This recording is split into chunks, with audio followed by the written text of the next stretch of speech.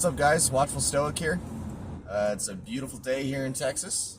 Clear skies, bright sun. It's a little humid outside, but all in all, not a bad day. It's pretty warm outside. My car says it's 102, but that's probably because it's painted in a certain color that absorbs heat.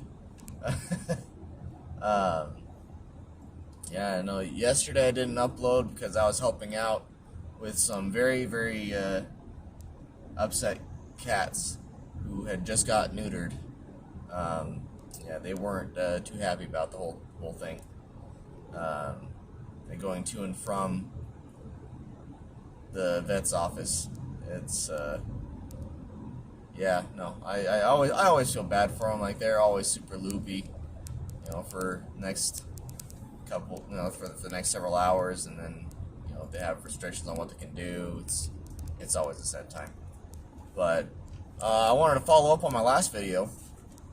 I said I would wanted to follow up to make something about identities. Specifically, I was referring to identity politics. But before I start, like, share, comment, subscribe. I'd love to hear your guys' thoughts on this video, on previous videos. What you think I should talk about? Things that I should expound on, dive deeper into. But anyway, so yeah, I am an American first and foremost. No, that's not first and foremost, but that is one of my first and foremost identities.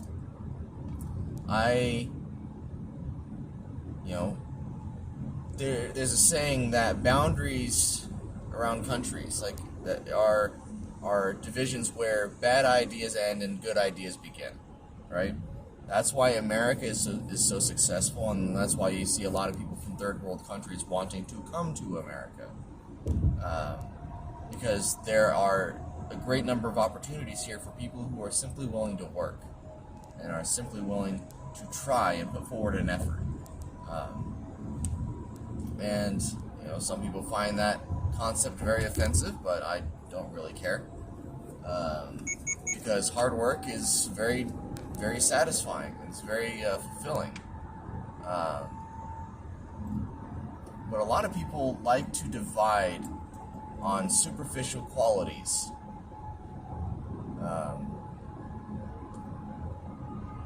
I like to associate myself as being American, as being one of my identities is being a child of God. I think that has a significant amount of importance in my own personal self-worth. Whether or not you believe that, whether or not you believe in a God, whether or not you don't, I think having a sense of self-identity is important. And I think that me saying I have the potential to become more perfect, and that's part of my identity, is a very good thing. And I think anyone that has a similar identity, they're on the right track. But there's a lot of very superficial qualities that people use to try to divide others, specifically in American politics. All right, and you see it outside of America as well. It's just, it's very, very pronounced. My last video, I talked quite a bit. I talked a bit more on the LGBT community, and the thing is, you see a lot of people using their sexuality as a qualifier for themselves.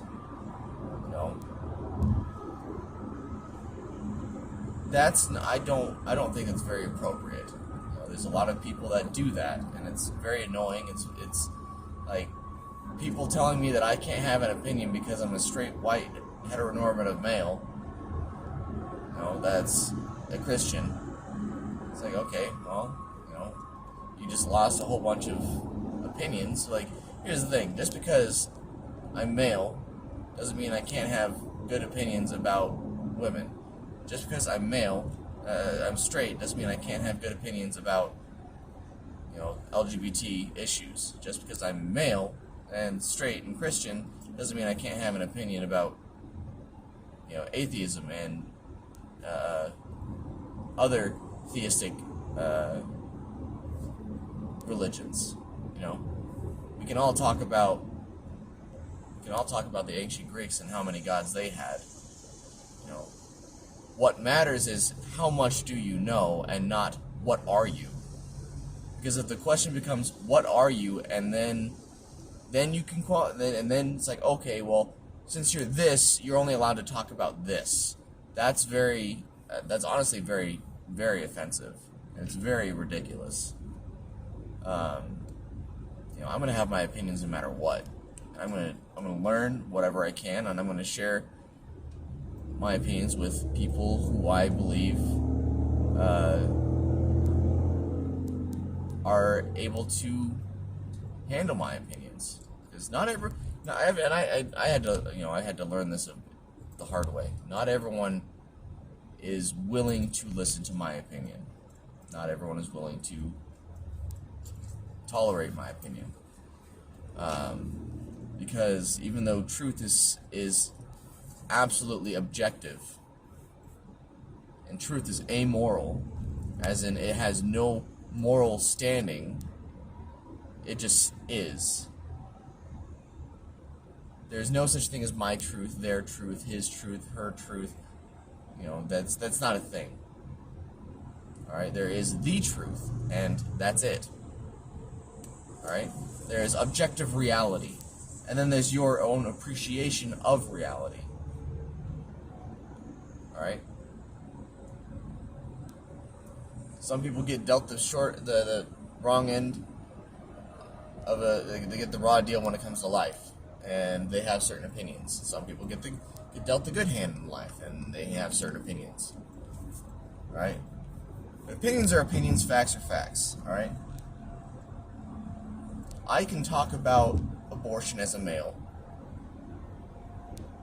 because I've looked into it, I've researched it, I've studied it, I've seen what kinds of things go into it, I've heard stories from people, I have a certain degree of knowledge when it comes to it, and I have an opinion about things as it pertains to abortion.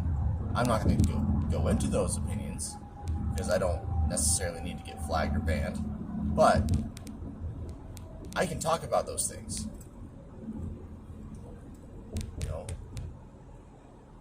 The idea that your identity dictates what you can and cannot say is a very bigoted perspective. Telling me I can't talk about certain things because I'm white is a very racist perspective. Telling me I can't talk about certain things because I'm male is a sexist perspective.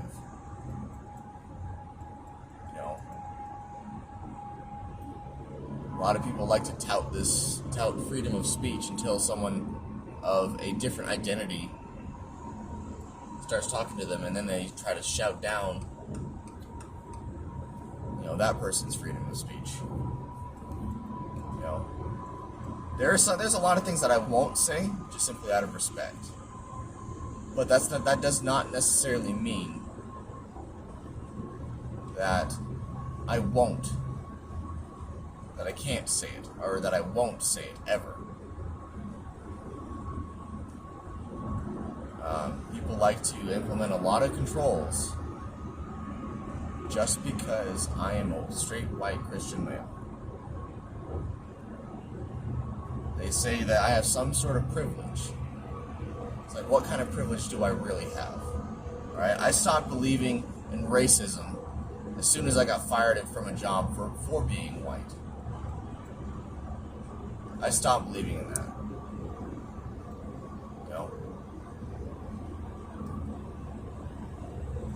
I stopped believing in egalitarianism, which is the equality of the sexes, equality between men and women.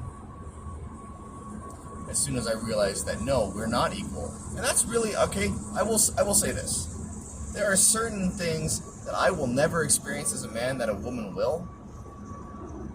And to that end, I can kind of see an identity oriented discussion that I'm not invited to. I can kind of see that and justify it. But other ways, not so much. Just because I have less color in my skin, that doesn't matter. So when we're talking about facts and reality, my skin color doesn't matter, my sexuality doesn't matter, my gender doesn't matter. It does not matter. You know?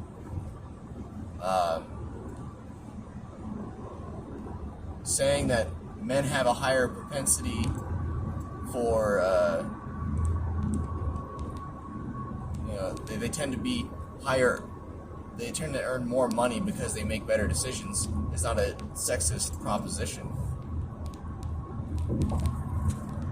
They make better decisions that help them earn more money. They are more disagreeable on average.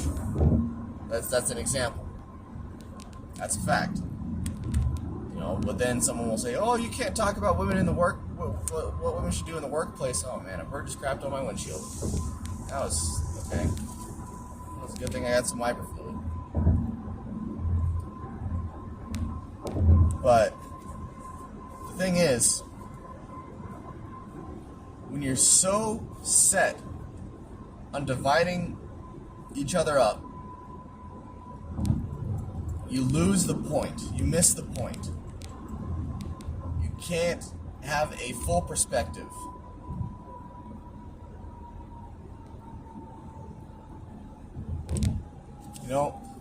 I just thought of one of a scene in in Spider-Man, the one with Tobey Maguire, the first movie that Tobey Maguire did. All right. You know, the Green Goblin says you gotta choose whether or not to save Mary Jane or this school bus full of children. Right? And of course he was able to do both. And, Green Goblin doesn't like that. He tries to go attack Peter Parker. And then Green Goblin takes a pipe to the head from a bunch of people standing on the bridge. And you got a huge slew of different people just standing up there. You got men, women, black, white people. You got, I'm sure there were many different religions. And you know what? You know what one guy said? We're New Yorkers. You mess with one of us, you mess with all of us. See, that's unity right there. You know, sure, that is an identity that is divided.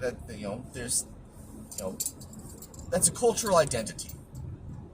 You got the New York cultural identity. And I think cultural identities are a good thing. They can be anyway. You know, if you look at Asian cultural identities, they tend to be very, very hardworking, and they tend to be very, very high earners. Very, very productive and when it comes to the world. Because it's part of their culture. You know, the Hispanic culture is it's a little more relaxed, but it's a very, very much it's a sleep hard, play hard, work hard, play hard kind of culture, and it's a great culture. You know, you look at Western identities though. And these ideals tend to degrade.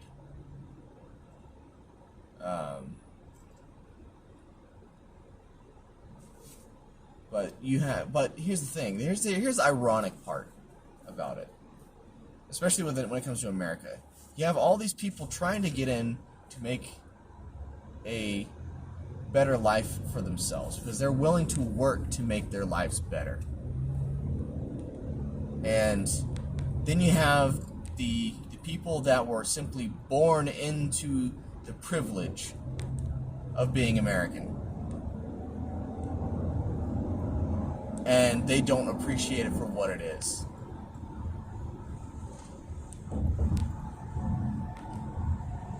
Maybe it's because they don't necessarily see it. Or maybe it's because we've set up such a divided system where people with the correct identities get to have a lead, they get to have the first choice in things. So they have to try to mimic those identities as much as possible in order to get ahead. It's a little bit of a cesspit, I'm not gonna lie. But you know, this is a controversial opinion I have, but I think affirmative action we're kind of done with it. Like everyone has an opportunity to do whatever they want at this point. You know, although at the same time, take away affirmative action, you'll get a huge outcry from a lot of people. People would just absolutely loathe the system of meritocracy.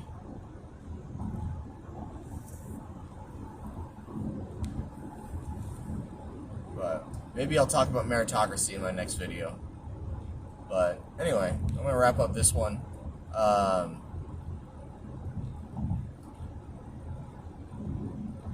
But anyway, yeah. I hope you guys have a wonderful day. Like, share, comment, subscribe. Talk to me. I'd love to hear you guys' thoughts on this video. And, you know, anyway, love you all. Have a good one.